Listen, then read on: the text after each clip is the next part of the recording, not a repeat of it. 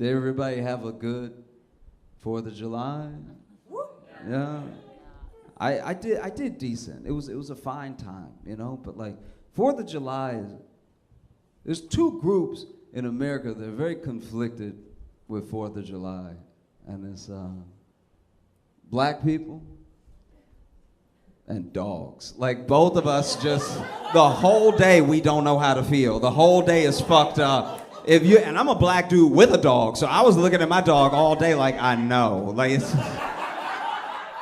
both of us just gotta watch white people have the best day of their lives. And it's just like, oh God, okay.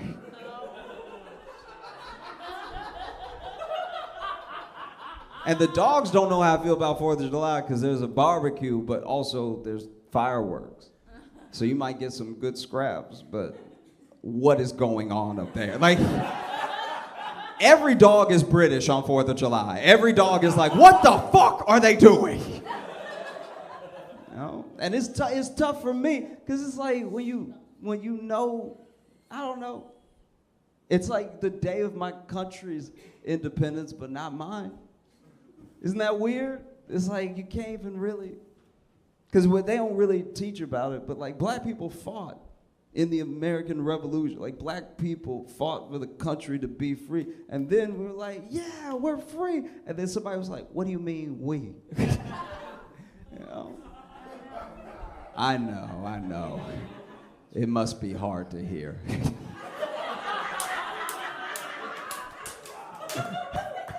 Keep telling them. Appreciate you. Keep telling them like you're black too. That's the funny. You're my favorite. I love you so much. Thank you for that. Keep fucking get they ass. I only know what it's like to be me. The hardest life you're ever gonna have to live is your own. So I don't know what it's like to date as anybody else, and I can't judge. I'm not even gonna try to project. I will say, just being me, it's been hard enough. So a woman dating men is an unenviable position. I can't even imagine what that's like, you know, because men be out here killing. That's look. When it comes to dating, everyone, don't let the podcast fool you. Don't let your friends get in your ear. Everyone is doing everything. Men and women both cheat. Men and women both manipulate. It's all, there's no like one-sided thing except the killing is us. That we be doing that shit for real. That's like, even if women wanted to catch up, it would take till 22 to really match our numbers. We out here crazy as fuck, killing. It's wild. And so I can't imagine what it's like to then be a woman trying to date men and find somebody that you vibe with that also doesn't kill. Because remember, when they catch these killers, everybody talking about how nice and polite they were. They were, outside the killing, they were some good men. You know what I mean? So now you, a woman out here trying to find a man that's like, you know, nice, treats you well, not dangerous, but a little dangerous. You know what I mean? Like, you know, you a little bit of that, like.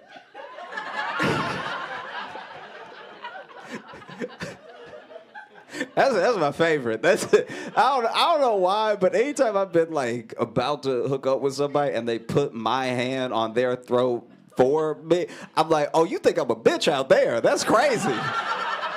That's wild. You feel so safe with me. You put my hand on your throat. That's almost insulting. That's a little like, let me do what I was gonna do and then we figure out if, you know, like, don't just be like, let me help. Like, that's so insulting. It's crazy. And then another part of me very much likes it because you're helping me help you. Like, it's like, that does low-key, I'm insulted, but it does feel like a cheat code where I'm like, oh, and then this? Like, it's, you know? But it is I cannot imagine. It really is tough because then you know, how do I put it? I'm not trying to be like, oh, poor men or whatever, but then you gotta be that person. You have to be someone who's interesting, nice, engaging, charismatic, and prove you don't kill. And trying to prove you don't kill make you look like a killer every time. All right? Please believe me, the most murdery looking people are the people who are trying to convince you they don't kill. Imagine somebody ask you, hey, do you want to do something later and it's safe? That's... Why would you say that? Why would you even bring it up? That's crazy. But it's also kind of crazy not to bring it up. It's like a real tightrope to walk. I thought I was doing well. I thought I was doing so good because I would hear, I have so many different, friends out here dating, men and women. I hear all the stories, and so I was aware. I was like, sometimes when women go out with a guy for the first time, they don't really know him. They met him on an app or something. They end up like sharing their location with their friends, or they end up texting like, hey, this is where I'm. So I was on the date. Date was just starting. I was like, hey, do you want to text your friends where we're going? Like, just to let her know I wouldn't be offended. But then as soon as I said it, I was like, that sounds like we going to the woods. That's... God damn. Then I'm like, I'm not crazy or anything. Which, why would you say that? It's still bad. Did y'all, by the way, have y'all been in this whole Jonah Hill thing that's been trending? Yeah, a little bit. Some shaking heads. All right. So if you don't know about it, I'm going to try to sum it up in 2 sentences. Basically, Jonah Hill's ex-girlfriend has put out in her story their old texts to each other. And it's a lot of him being like, why you got to be around men? It's a lot of just like, she's a surfer, and it's like, why you gotta surf with men? And it's like nonstop. And he's clearly in lots of the texts having like some sort of moment where he's like very scared she gonna cheat or something. But it's like, the texts don't make sense. Like, she may have cherry picked some text to make him look extra bad, but he still texts what he texts. So then it's just him texting like, why you gotta surf, and he surfing, and y'all might surf on each other, all right? And then if y'all surfing on each other, you might get surf in your mouth, and then you come home and you just covered in surf, and it's like, you can't be surfing without me, bitch. Like, it was just, when you read them, you're like, oh no, this is not good, And there's been a lot of backlash and everything. I just think that Jonah Hill committed the cardinal sin of telling a woman what to do when he's not that good looking. Like, that's kind of all he did, really. When you think about it, when you read all the text, if that had been John Hamm and he was like, I don't really want you around other dudes, you'd be like, okay, daddy, all right. Like, just throwing it out there. Maybe, Because it's hard. It's so difficult. Building a relationship now is still it's always been difficult, but now we live in a more convenient era of civilization. It used to be maintaining some sort of relationship and just surviving were like the two hardest things to do. It was like keep your spouse happy and don't get malaria was like the two hardest things to do. And then we evolved and we evolved and we evolved. But now interpersonal relationships are as difficult as they've ever been, but everything else is easier, which actually makes them more difficult. Because our life is so convenient now that as soon as someone is an inconvenience, you're like, well, why would I even deal with you? Then you're done. And nobody's happy. It's hard. I think the thing that makes being with someone harder than it's ever been is definitely podcasts. It is. And it goes both ways. It truly does.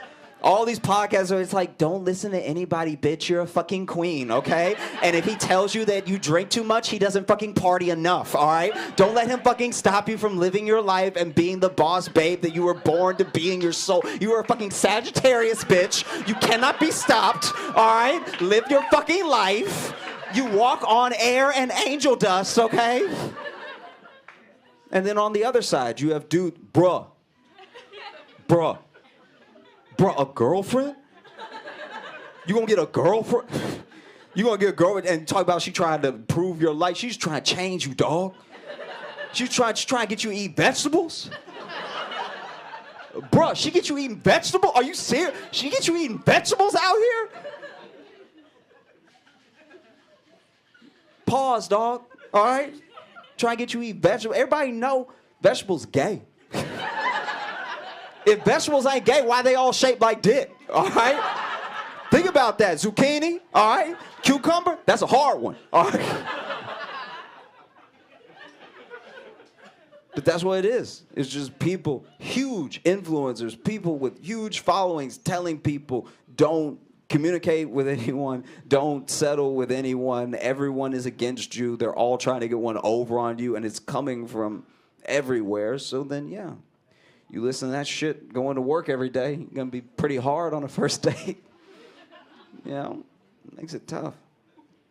And it's a shame. I don't know what to do with that information. Just anytime somebody start telling me about a podcast, I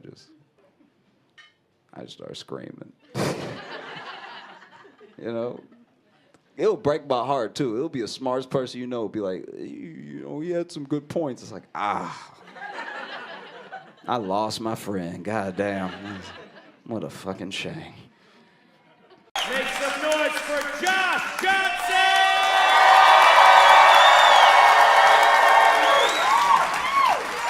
There's so much is going into the Super Bowl this year. Not only is it Chiefs versus Eagles, there's so much more at play, you know? Like, everybody talks about Taylor Swift and Travis Kelce because they're this idea of like the couple we imagine in our minds, but they're adults. It's like high school, but grown up. You know what I mean? Because she symbolically is like this cheerleader in our minds. This like head cheerleader, and it's not his position, but it's symbolically the quarterback in our minds. And so them getting together makes such perfect rom-com sense. That there are actually people who think that all of the NFL is fixed just to keep the Chiefs winning, just to keep them going.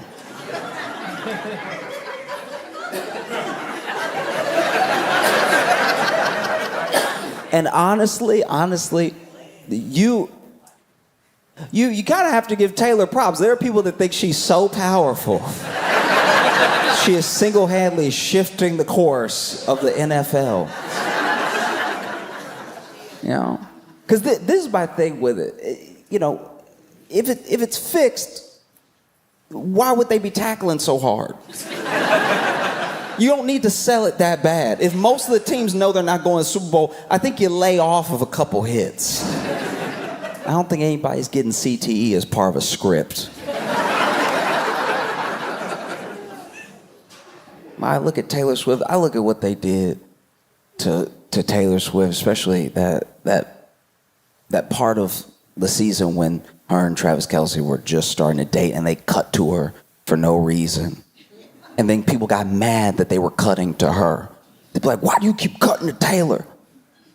But Taylor can't control the camera. Taylor was just trying to eat.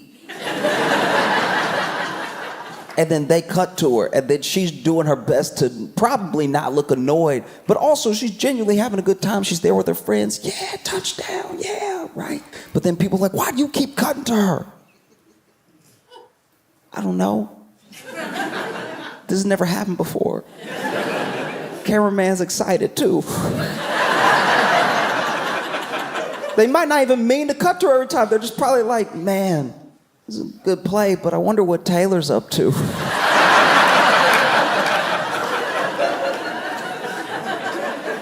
Don't get mad at Taylor because the cameraman got a crush.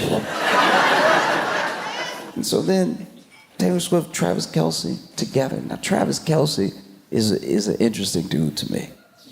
He really is.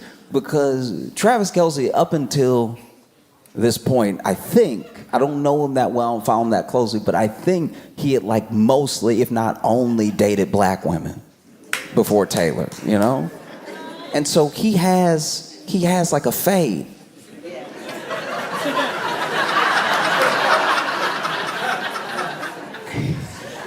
So this dude has a fade, and people were asking him about his fade because he has his platform raised. He was already super popular, but his platform got knocked up a few levels by dating Taylor. There were more eyes on him than ever before. And so then, everyone was asking him about his fade. And then about exactly a year ago, from when I'm speaking right now, they asked him about his fade and what it was like to invent that look.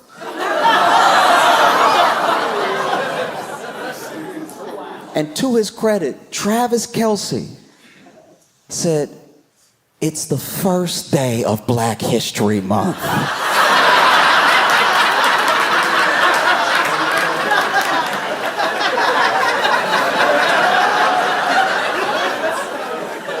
What are you trying to do to me?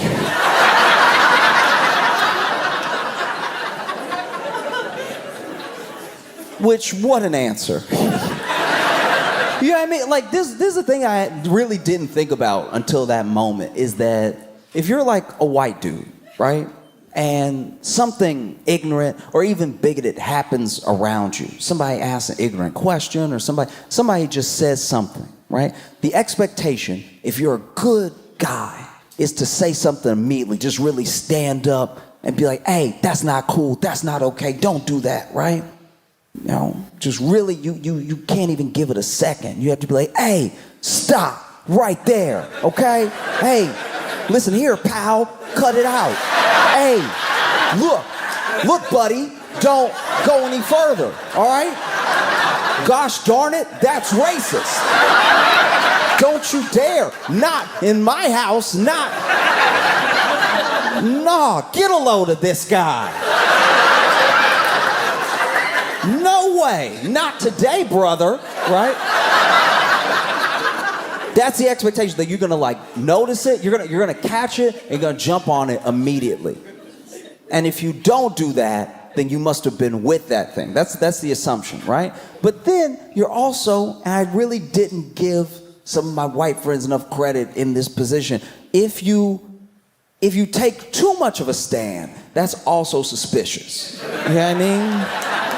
If something ignorant happens around you, or an ignorant question gets asked of you, and then you're like, "What? No! Racism? Not today!"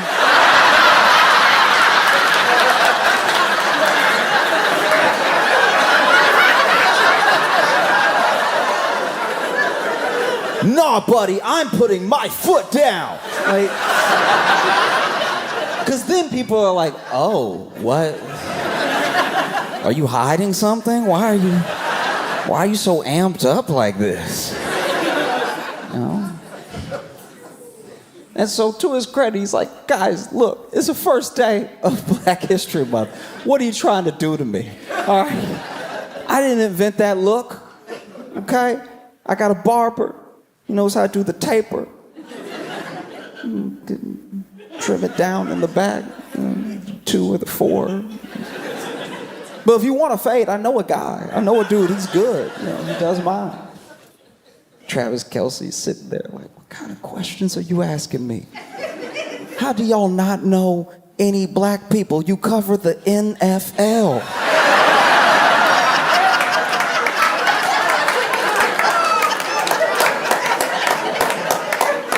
What's wrong with you?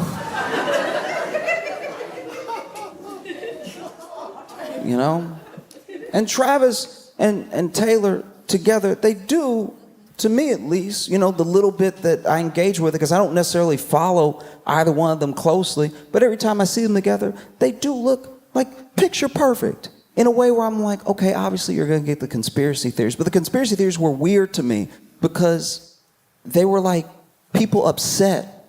But what's there to be upset about? It's football. She's blonde. We're in America. This is the most American thing that could be happening. And there are people that are like, "No, it's a psyop." I'm like, against who? It's a beautiful white couple. Who are we trying to trick? What is the plan here? That's how you can tell there are some people that just need to be mad about anything possible. I'm like, what? You're the one that said stop kneeling, and now you're mad at Taylor and Travis Kelce for holding hands. What's crazy about the Super Bowl for me is that no matter who wins, no matter who it is, the celebrations I've always found very odd. You know? I understand celebrating when you get the touchdown. I love those. I hate it when the NFL tried to like clamp down on any showboat, any celebrations, because you just did one of the hardest things in the world. Imagine if you did that for like a scientist. Scientist finds the cure and he can't even do a little.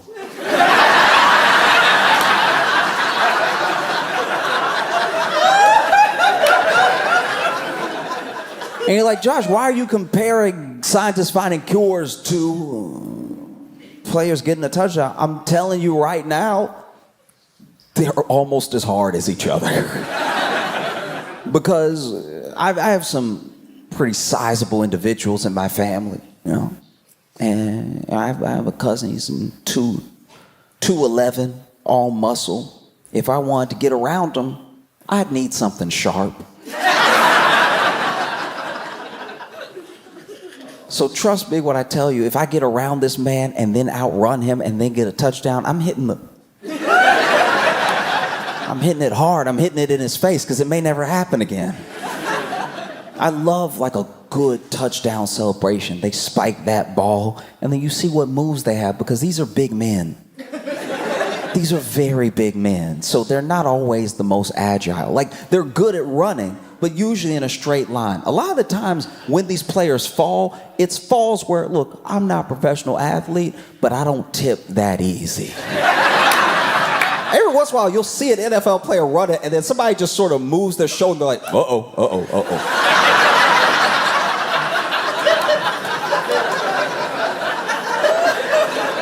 That's my favorite, is when they catch it, and then somebody's too close, and they're like, we going down, all right.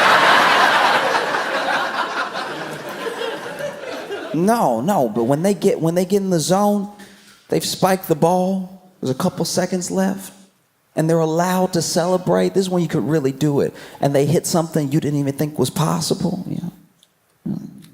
Really flowy with it. You know what I mean? They use their hips and stuff. And so, you know, that's my favorite.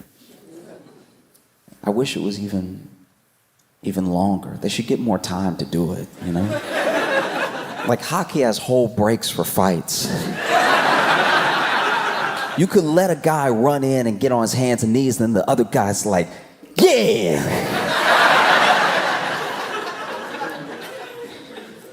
No, I'm telling you, it's a beautiful thing to see them that excited, that happy. This is what they work for. This is what they put their bodies on the line for, and it's why they're in pain most of the time. These dudes retire, and it's not like they can just take an Advil. They just have headaches for the rest of their life.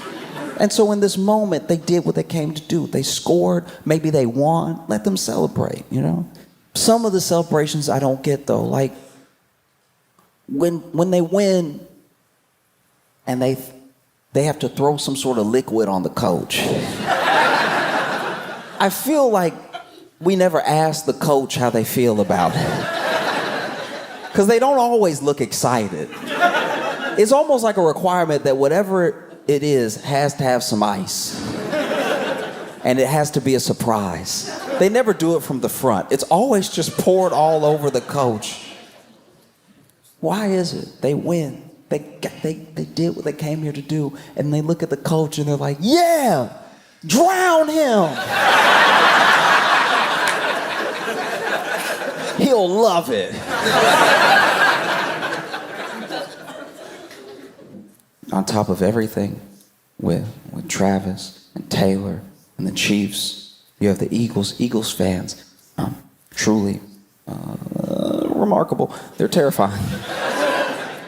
And it doesn't matter who wins, because whichever city wins, this happens every year, every Super Bowl, every Stanley Cup, whichever city wins, looks like it's been attacked the next day.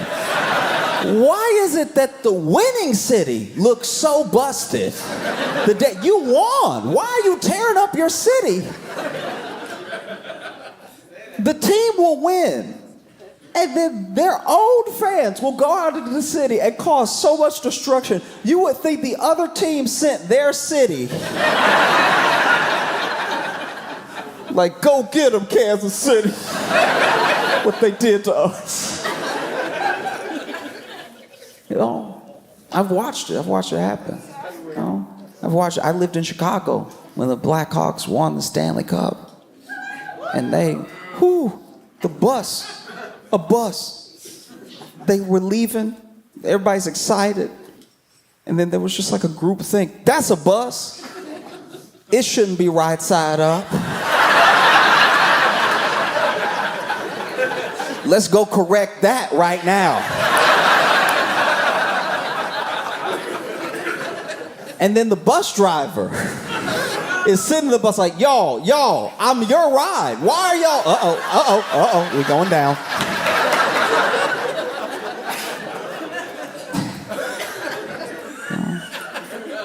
And on top of it all, you have the Super Bowl halftime show performed by Kendrick Lamar. And as far as we know, SZA and potentially some other guests, you know. And this is wild. You know, Kendrick said it about himself, but truly, we're seeing astronomical, historical levels of him being the biggest hater in the world. Fundamental hate. A hater where I pray I never have a hater that plans as well and executes hate so efficiently as Kendrick Lamar. This man hates the level of hate. Okay, so if you are not aware, in the beef between Drake and Kendrick Lamar, the first song that you could say maybe even kicked off the whole thing, some people say it was like that, but some people say it was first person shooter. And in first person shooter, Drake says, big as the what? Big as the what? Big as the Super Bowl. And I guess Kendrick said, challenge accepted.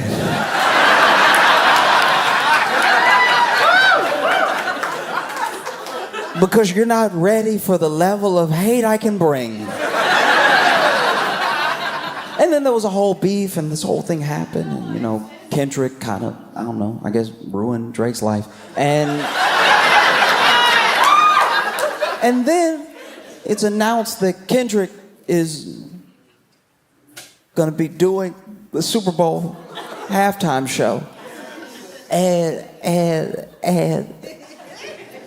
Drake, he started suing. He started suing different parties. He started suing in different ways, different lawsuits claiming different things, some defamation, some were just petitions to get information, claiming that Not Like Us, the song that I'm assuming plays in Drake's head 24/7. You know, that song that they use bots. They must use bots. That's why it's so popular and everything. And then he withdrew one lawsuit and he filed another lawsuit. And it would seem, I'm not Drake and I'm not on his team and I don't know his lawyers, but it would seem that all these lawsuits are to, in some way, hopefully, possibly, stop Kendrick Lamar from performing Not Like Us at the Super Bowl. That is what a lot of people think all of this is about. He just doesn't want him to perform that song at the Super Bowl. And so maybe he thinks that if he causes enough legal trouble and kicks up enough of a fuss, that the NFL will be like, hey, sir,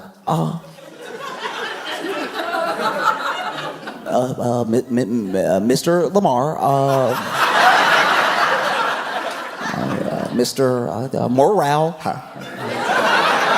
I heard it, great album.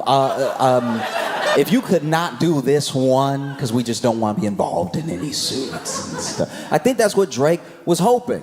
And it appears that has not worked, because then a representative for the NFL came out and said Kendrick can do whatever songs he wants. Whatever, it's his halftime show. So let him perform. You know what I mean?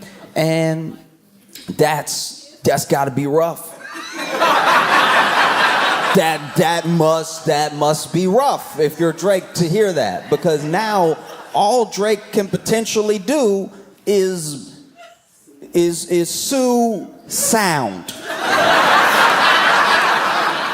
That's the only thing he hasn't tried. If he comes out and is like, hey, anybody making noise can get it, all right? It's the only thing I can think of. You know what I mean? Because it must be terrifying.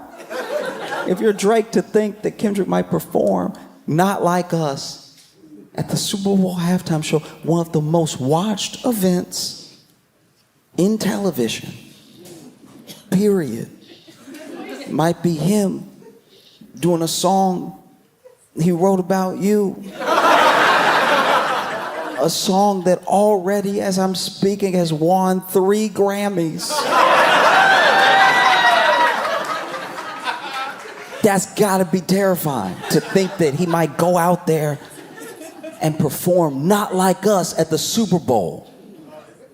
And the audience knows every word.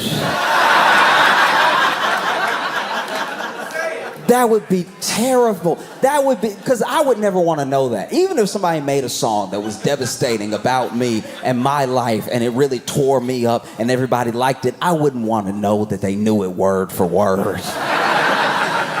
You know? That's got to be terrifying, to think that Kendrick Lamar might get out there and perform Not Like Us. Might to a loud stadium of fans screaming. You know? Try and strike a chord, and it's probably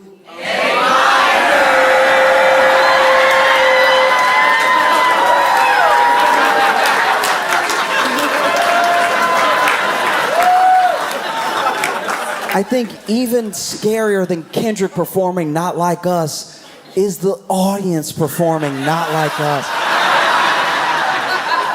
Because honestly, anticipation is enough. That's how real entertainment works, you know? Whether he performs it 17 times or he doesn't perform it at all, it's already met the moment in that way, you know? Everyone kicking up a stink about it is what actually caused it to get so much attention, just to see if he'll do it, you know? I mean, I hope he does it. I kind of hope it's the only thing he does.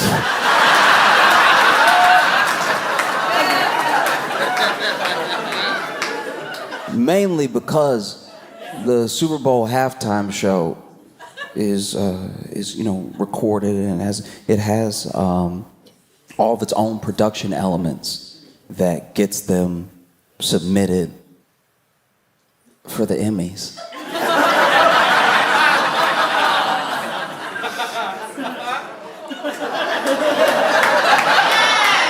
And so there's a chance that this Grammy-winning song might become an Emmy-winning performance.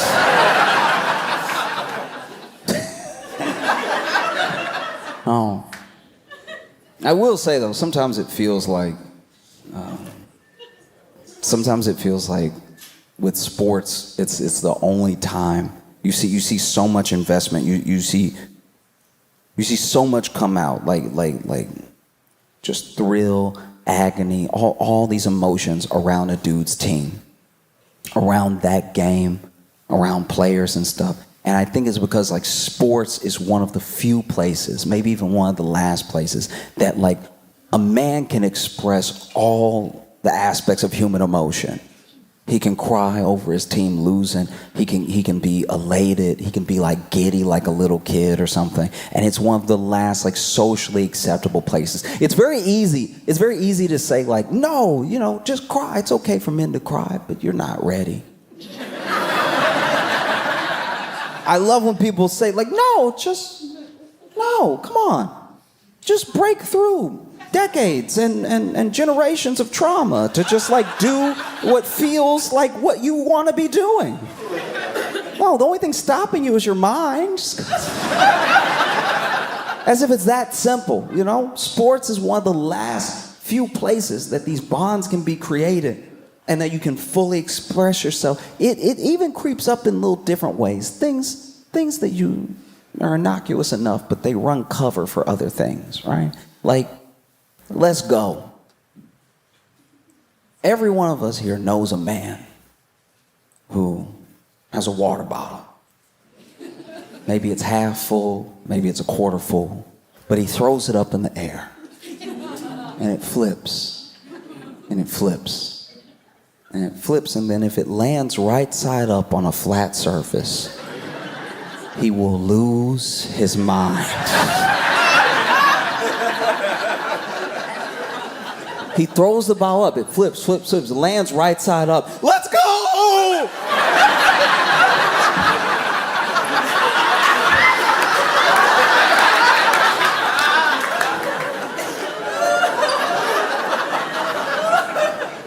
Like, let's go was just invented to run cover for dudes crying. It is. Go! It's the same mouth movement. It's the same shapes. And if you scream, let's go hard enough, you know, you can squint. And when you squint, people can't tell you're crying. Because we've all known a man. All of us here have known a man where his team, whatever the reason it is that he loves that team, it doesn't matter. His team is down. All right? Loved this team since he was a little kid. Memories going to the stadium and everything. His team is down. It's a very important game.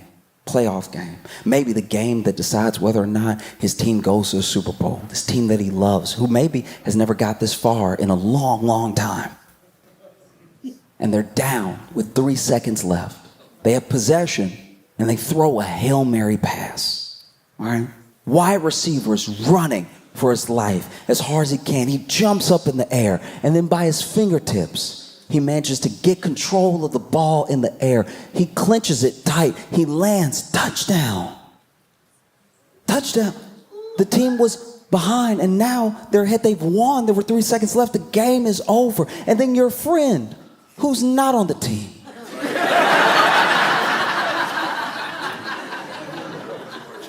who's not at the game, your friend on his couch pops up in front of the TV. Let's go!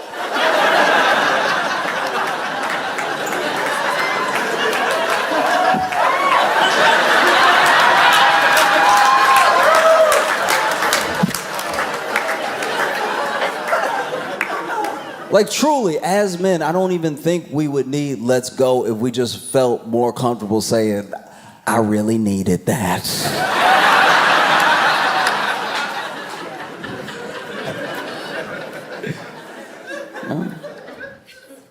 Because I even try now to add more sports analogies in the examples that I make, because I feel like it accesses some people who don't get what I'm saying otherwise. There are people that are truly, you know, we give them a bad rap and everybody makes fun of them and everything, but there are people who are genuinely very, very intelligent. You can tell they're intelligent because they find a game that they love and all the game theory around it and all of the possible combinations of what a play could be go through their head. They can screen a play perfectly, almost like it has the lines that we see on the screen, right? But for them, it's playing out perfectly. They know what's happening next. They know someone's made a mistake as soon as the play starts because they understand the game that much. They just don't ever know why their wife is mad.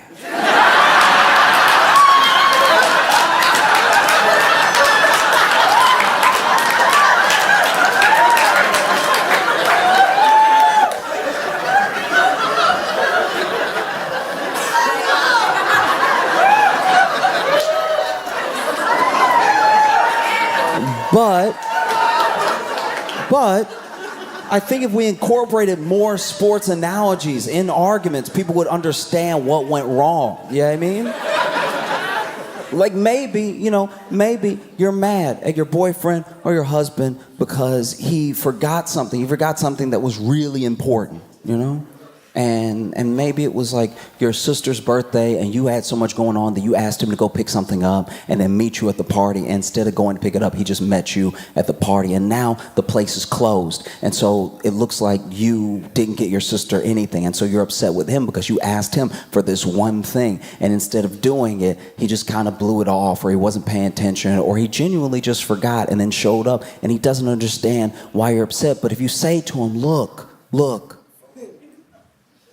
it was fourth quarter.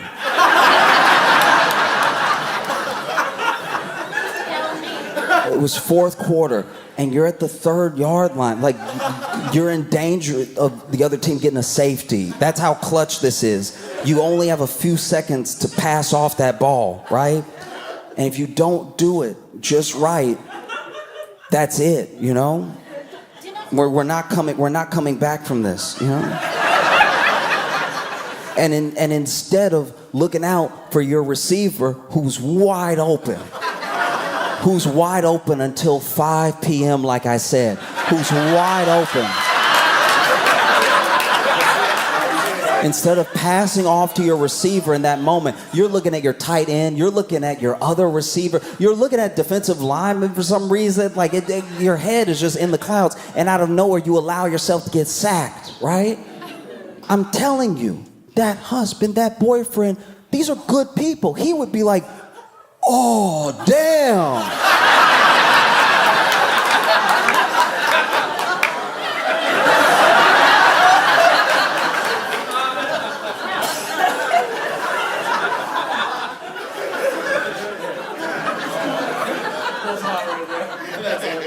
Her present was the receiver. Oh. Got you. My bad, baby, my bad. No.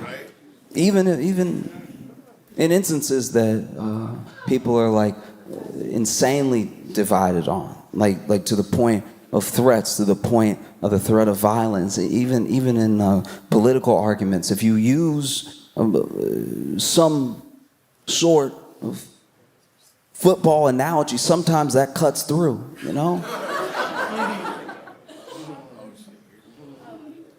Like if Trump is the quarterback.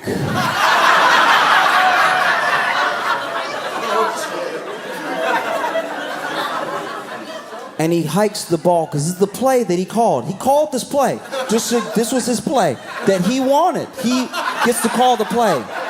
Not always, not every play, but this play specifically. He called this play because he wanted to do it, because he thought it was a good idea. This was his play, right? And then everybody was open. The tight end was open. The wide receiver was open. All right, defensive backs. Everybody was doing what they were supposed to do. Everybody on the sideline was cheering, giving support like they were supposed to, and everybody on the field was playing their position as best as possible. And the screen was even working well. You know, everybody's moving out of here. People are wide open. And then your quarterback, rather than throwing what could potentially be a touchdown pass, he just sort of threw it out of bounds. Which is confusing. So the next time that y'all huddle up, you ask him, you're like, hey, what was that? What happened? That was the play that you picked. Why'd you throw it out? Were you scared you were gonna get sacked? What is it a time thing? You're trying to stop the clock? Like you're trying to give him the benefit of the doubt in as many ways as you can. Like, hey, so what's the plan here? You're literally bent over, huddled up, looking in close. What's the plan? What are you doing? What is the goal here? Because I thought I was playing my position perfectly, and then you do the. So what's next? What happened? Tell me what happened. And then your quarterback is like, I think the ball was black. I don't know.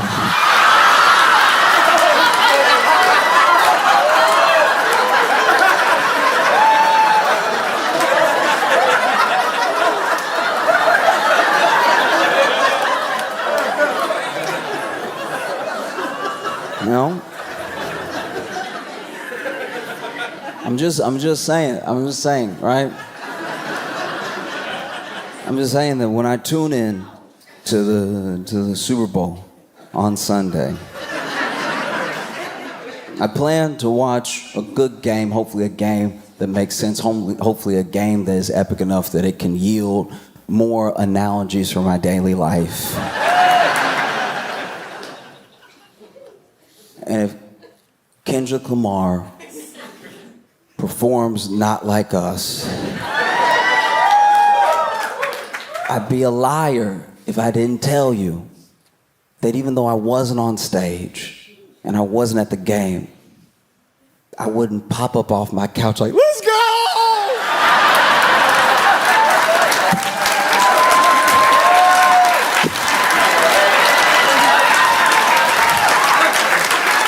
Cincinnati, y'all been phenomenal. Thank you so much.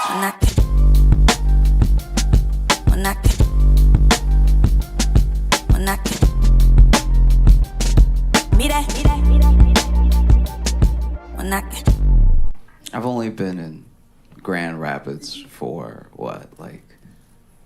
I guess you could say a day and a half, and I get it. I do get it. I understand. Y'all can stop now. I understand. You don't have to be nice to me anymore. Y'all come in aggressive. Y'all are truly an opposite New York. Y'all come in real hot with how nice you are.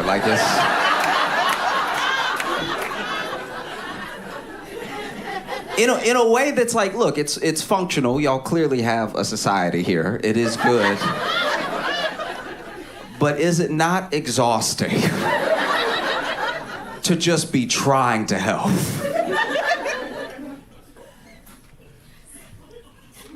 My shoe was untied. Okay, my shoe, I was walking and my shoe was untied. I was getting to the light as I was walking, and a guy was like, "Oh, your shoe is untied." But he pointed so low that I couldn't tell if he thought I didn't know where my shoe was or if he was about to tie it for me. Because my man, he's like, "Your shoe is untied." I was like, "Oh."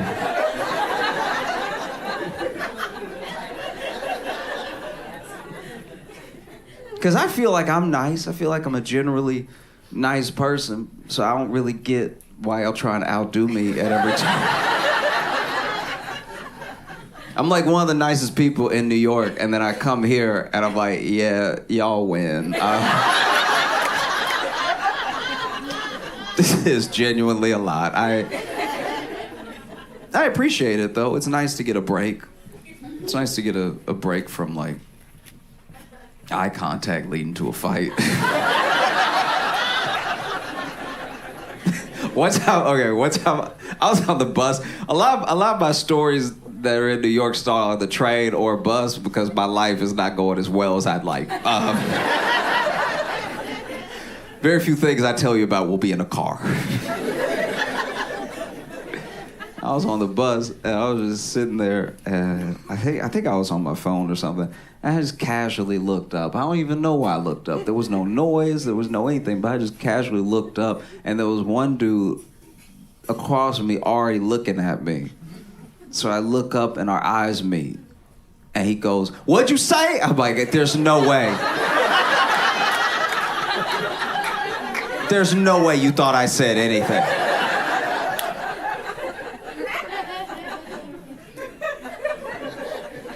It's just a lot, I've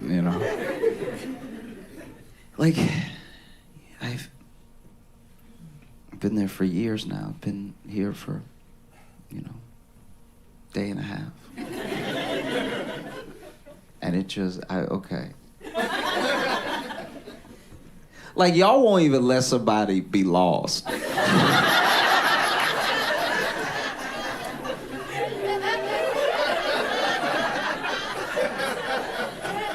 That's too helpful.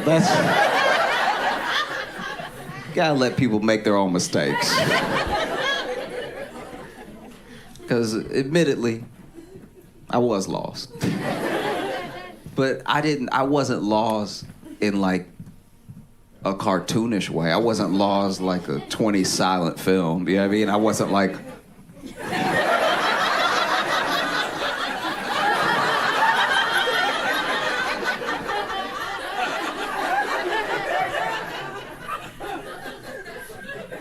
I just looked down at my phone and looked up. and looked down at my phone. And when I looked up again, there was just a guy there. And he wasn't just there. He was like, "Can I help you?" And I was like, "Does this dude work at Grand Rapids?"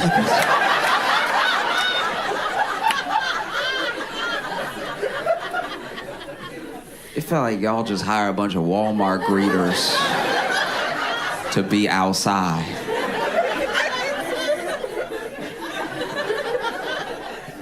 Because it's just unsettling, you know? And so I'm clearly lost, you know? If I'm lost from this far away, then I just admit it. And I'm just like, "Oh yeah, I'm trying to get over here." And he's like, "Oh, it's right around the corner. I'll show you."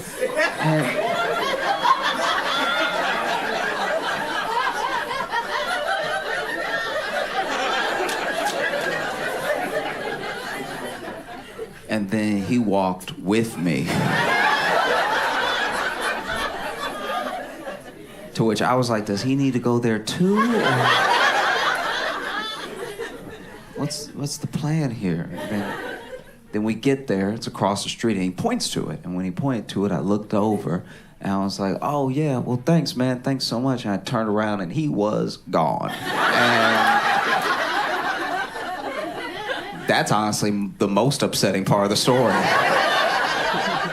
Because now I'm like, did I imagine him?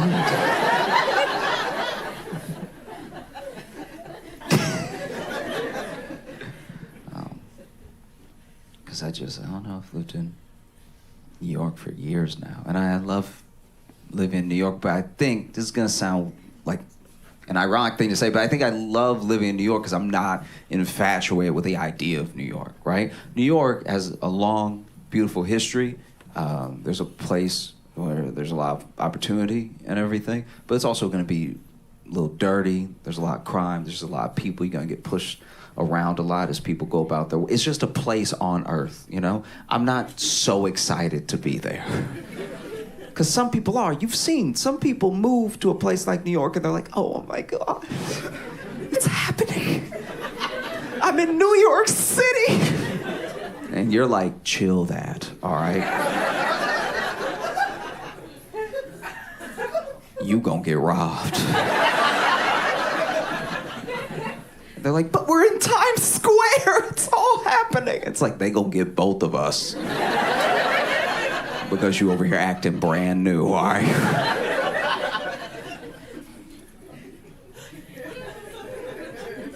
I almost got robbed. My first month living in New York, I almost got robbed. I was walking home after work, and I had not had a good day, you know? And this guy walked up and just punched me in the nose. It turns out that's all it takes. I'm not much of a fighter. If you punch me in the nose, I will sit down. It's almost immediate. It's a reflex, really, because this man punched me in the nose and I sat down on a fence immediately. And I don't know if I said out loud or I just thought in my head, but when he punched me, I was like, "I need a minute."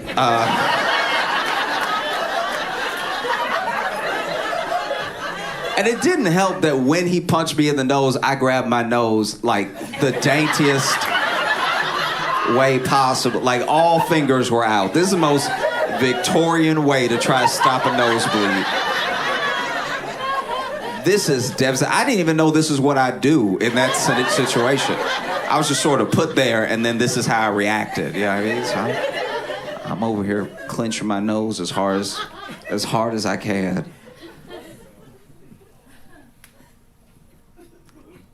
Like, I wonder what it was like from his perspective. Like, if he punched me in the nose and then immediately saw me grab it like this, it was like, did he already have a nosebleed coming? Like, how did he... But this dude punched me in the nose. I sat down, and out of nowhere, this dude, huge dude, ran up and pushed this dude out of the way. And he pushed him so hard, he pushed him down, right? And so he slammed to the ground. He looked up. He saw that big dude. He must have thought we were friends. And so he took off. But I'm sitting there wondering if I look like such an easy target. that somebody saw me getting robbed and was like, I could do better.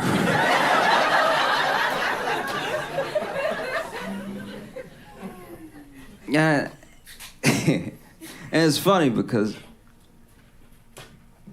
I was not having a good day at all. I was new to New York. I didn't have a lot of friends. I didn't have a good day at work. I didn't like the place that I was staying. And I feel like a pretty positive person, but everything was happening all at once to make me feel like just in a rut. Like I try to wake up, be optimistic and everything, but the day it beat me down. I was just like, I remember I was thinking before this guy walked up to me when I was just walking home, I was thinking, this is the worst. This is like the worst, you know? And I was never thinking of like going back to Chicago or anything, but I was like, this is just the worst. And then I got punched in the nose and I sat down and I was like, this is worse. You really shouldn't tempt fate with superlatives. This is way worse. Because at the time, I didn't have that many of my uniforms, so if I bled on my uniform, I would just look freshly punched at work tomorrow. And I remember this big dude standing over me, right? And he's like, hey, are you okay? Are you all right? And I was like, yeah, I think I'm gonna be fine. Oh, thank goodness you were here.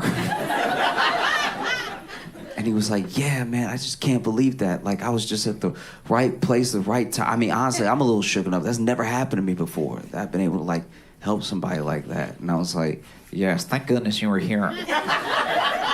He would have been very upset. I only have $6. My man is towering over me. And he's just like, yeah, I've just never been in a situation where I could just help somebody out of nowhere. Because honestly, I haven't always made the best decisions in life. And in my head, I'm like, yeah, he about to rob me. I gave up the game too quickly, and he has now realized he could be $6 richer. And he's just standing over me. He's like, you know, it just feels like the universe put me here in this moment to help you, brought us together. You know, sometimes that happens. In fact, have you heard the good word of the god Oxniff? The god Oxniff of the planet Mars? And I was sitting there like, this is worse.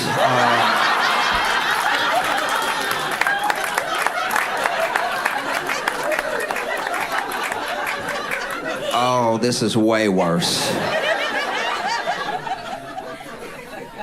And I just sat there for 10 minutes listening to this man's cult speech. It's like, if you could please just rob me. Because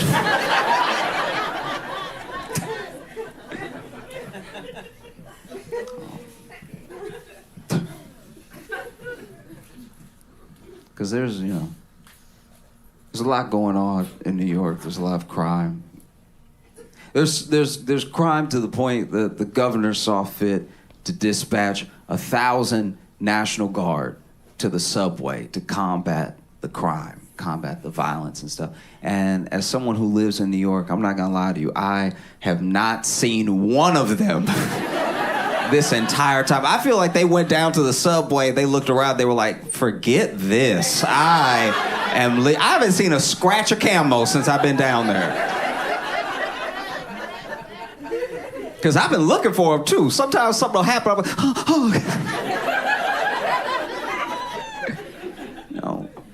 Because, New York, we have a lot of crime, but we also got weird crime. We got some of the weirdest crimes you can imagine. A dude in the Bronx got robbed with a cowbell. And I know you're thinking how, but look, it's metal, it hurts. And especially as a cowbell literally ringing while you getting hit, you must think like, where are these cows? You get your bell rung in the back of the head by a cowbell, you're like, where is it? Am I getting stomped out by cows right now? There was one dude that got a bunch of assault charges because he was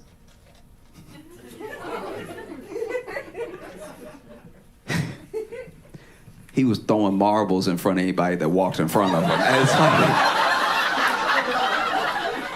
that is a genuinely hilarious crime. It's one of the funniest assaults you'll ever hear about. Because at first, when I first heard about it, I was like, these YouTubers are getting out of control, all right? Somebody needs to rein them in. It wasn't even that. This kid did not have a camera. He was just being the change he wanted to see in the world. He was out here throwing the bar, people, oh!